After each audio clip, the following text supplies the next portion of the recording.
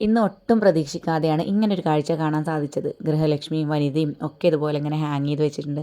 അപ്പോൾ പഴയ ഓർമ്മകളിലേക്ക് തിരിച്ചു പോകാൻ വേണ്ടിയിട്ട് ഒരു വനിതാ ലക്കം വാങ്ങിയിട്ടുണ്ട്. പണ്ടൊക്കെ ഒരൊറ്റ ലക്കം പോലും വിടാതെ വായിച്ചുകൊണ്ടിരുന്ന ആളായിരുന്നു ഞാൻ. ആദ്യം കിട്ടിയിട്ടുണ്ടെങ്കിൽ നമ്മൾ നോക്കുക ഈ ഒരു പേജുകളായിരിക്കും, കാരണം കുക്കിങ്ങിൻ്റെ. എന്നിട്ട് ഇതുപോലെ അല്ലെങ്കിൽ ഇഷ്ടപ്പെട്ട റെസിപ്പി ആണെങ്കിൽ ഏതെങ്കിലും ബുക്കിൽ എഴുതി വെക്കുകയോ അല്ലെങ്കിൽ ഈ കട്ടിങ് എടുത്ത് വെക്കുകയോ ചെയ്യുമായിരുന്നു. ഇന്നത്തെ കാലത്ത് ഇത് പിന്നെ ആർക്കും ആവശ്യമില്ലല്ലോ, നേരെ യൂട്യൂബിൽ പോവുക, സെർച്ച് ചെയ്യുക, വേണ്ടതൊക്കെ കുക്ക് ചെയ്യുക, അങ്ങനെയാണല്ലോ. അപ്പോൾ ഈ ഒരു കാഴ്ച കണ്ടപ്പോൾ പഴയ കാലത്തിലേക്ക് തിരിച്ചു പോയി. ഈസ്റ്റർ, വിഷു, ഓണം ഇങ്ങനെയൊക്കെ വരുമ്പോൾ അതിൻ്റേതായിട്ടുള്ള സ്പെഷ്യൽ റെസിപ്പികൾ ഉണ്ടാവാറുണ്ട്. പ്രാവശ്യം ഈസ്റ്ററിലൊക്കെ ആയതുകൊണ്ട് ഈസ്റ്ററുമായിട്ട് ബന്ധപ്പെട്ടിട്ടുള്ള കുറച്ച് വിഭവങ്ങളൊക്കെയാണ്. പുലാവ്, താറാവ് റോസ്റ്റ്, ഫിഷ് മസാല, അങ്ങനെയുള്ള സംഭവങ്ങളൊക്കെയാണ് ഇതിൽ കാണാനായിട്ട് പറ്റിയത്. അപ്പോൾ അങ്ങനെ അതൊക്കെ നോക്കി പിന്നെ നേരെ നമ്മൾ പോവുക കുറച്ച് ആരോഗ്യപരമായിട്ടുള്ള കാര്യങ്ങൾ നോക്കാൻ, പിന്നെ സ്കിൻ കെയറിൻ്റെ കാര്യങ്ങൾ അതൊക്കെ ആയിരിക്കും.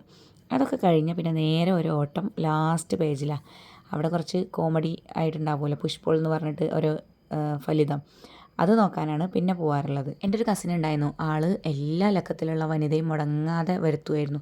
അപ്പോൾ ആ കൂട്ടത്തിൽ ഞങ്ങൾ വീട്ടിലുള്ള എല്ലാവരും വനിതൻ്റെ ഒരു ആരാധകരായിരുന്നു.